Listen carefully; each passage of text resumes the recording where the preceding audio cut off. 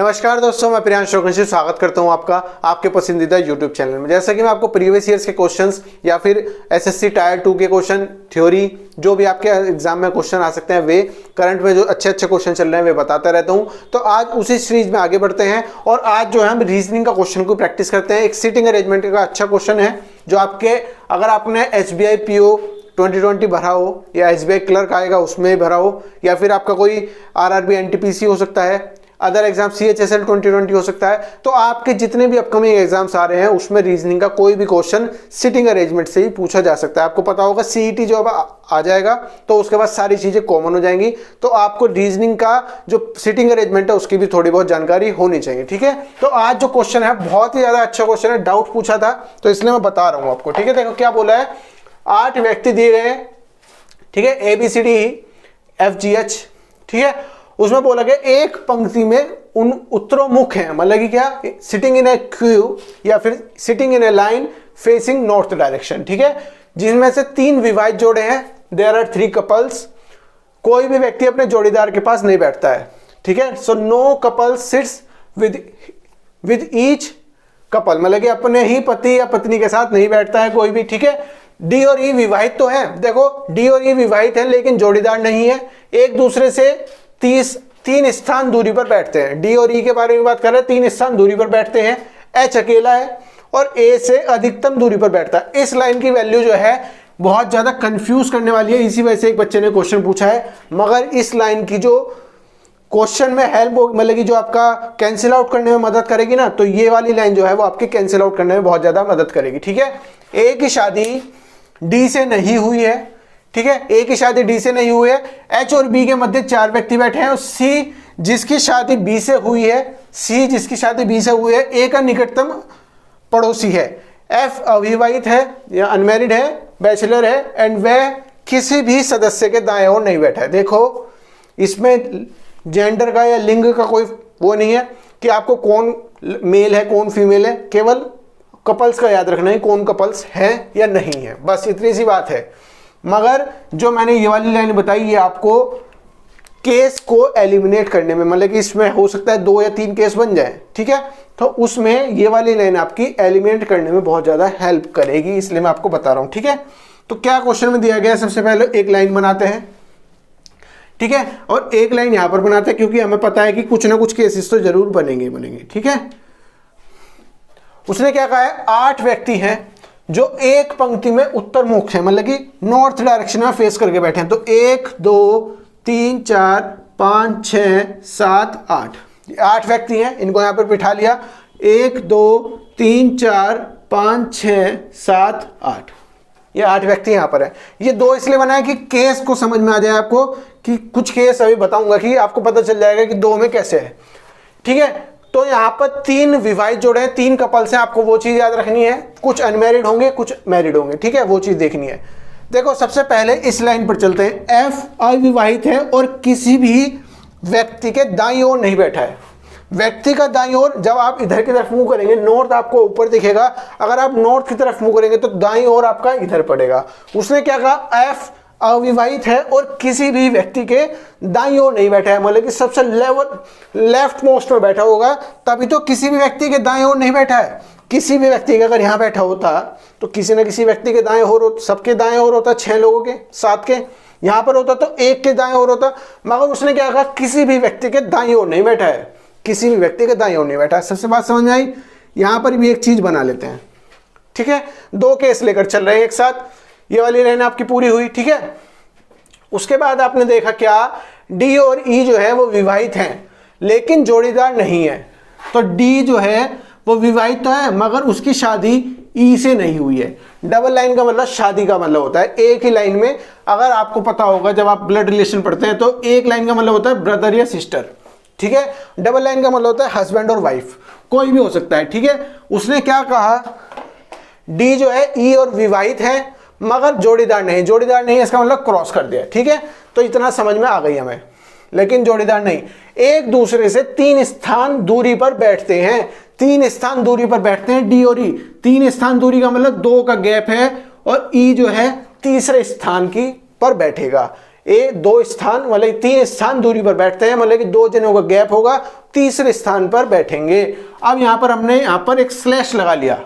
Slash लगाने का मतलब क्या है, ऐसा भी हो सकता है E"D हो जाए या फिर D"E हो जाए।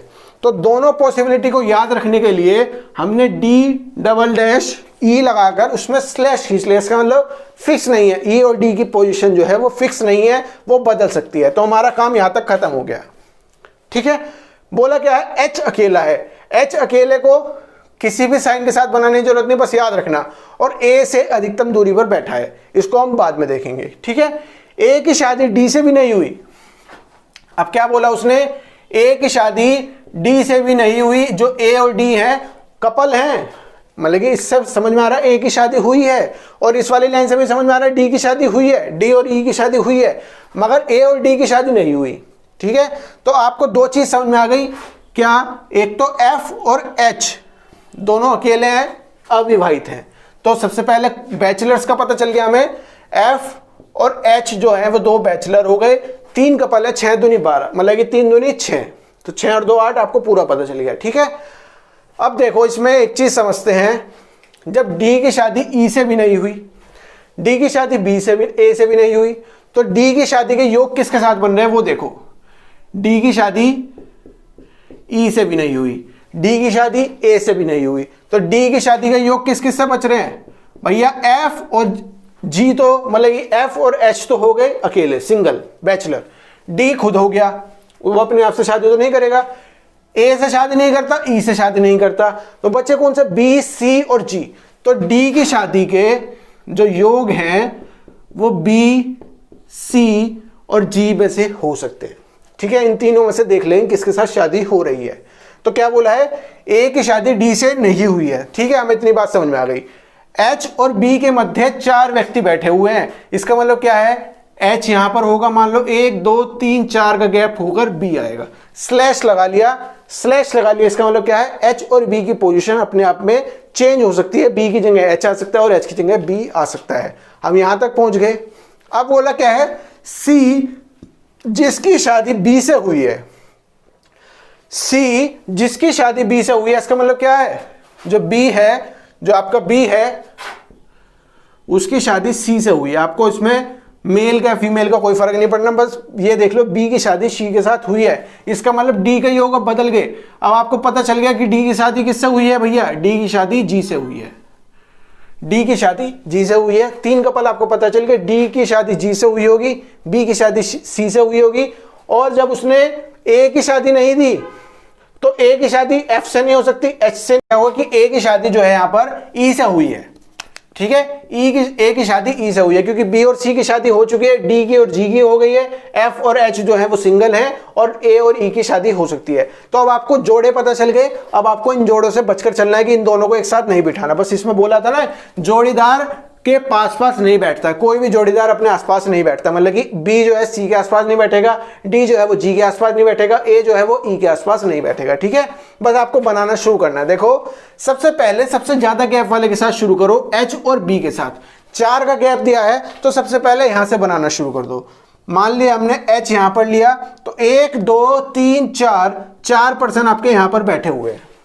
ठीक है, वो हम बाद में चेंज कर लेंगे, B को H को जो भी करना है वो कर लेंगे, मगर अभी हम केसेस पर ध्यान देते हैं। तो हमने यहां पर ये चीज बना ली कि 1 2 3 4, H और B के अंदर 4 लोगों के गैप है, तो 1 2 3 4, तो हमने B और H को बाद में चेंज कर लेंगे जैसा कि कंडीशन में दिया गया होगा। ठीक है, अब देखते हैं क्या बोला गया है।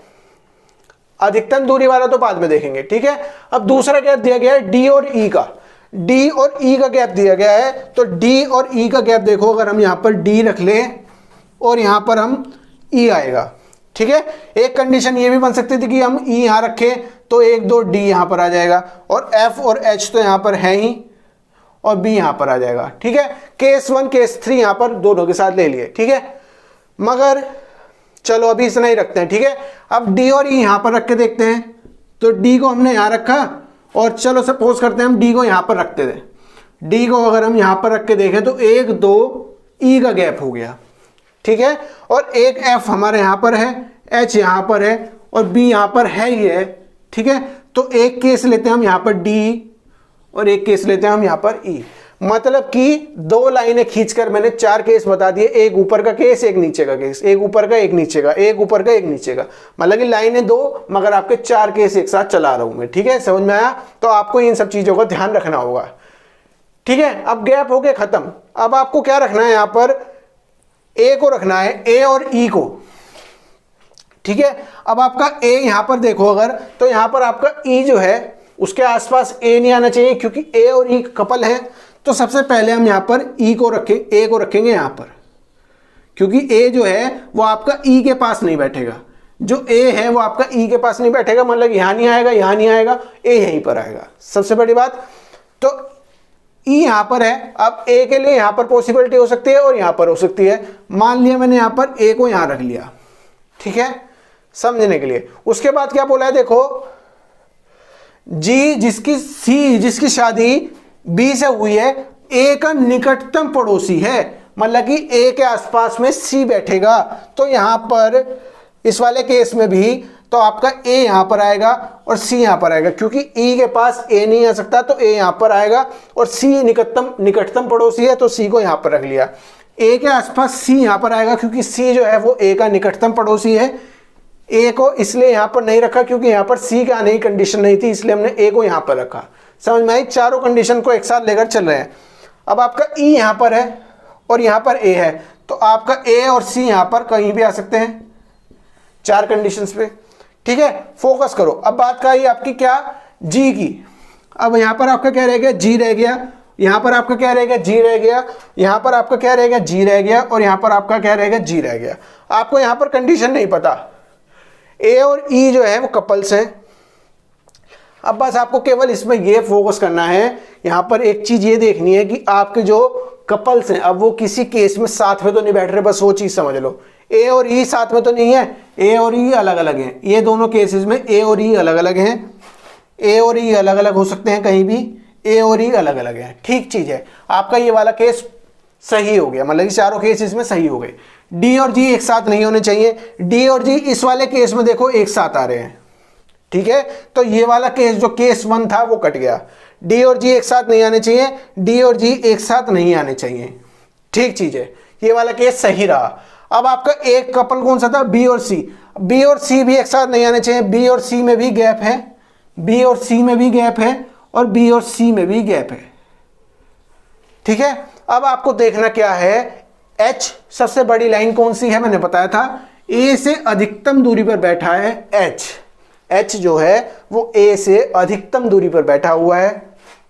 तो इसमें देखो 3 का गैप है, 3 लोग बीच में बैठे हुए हैं।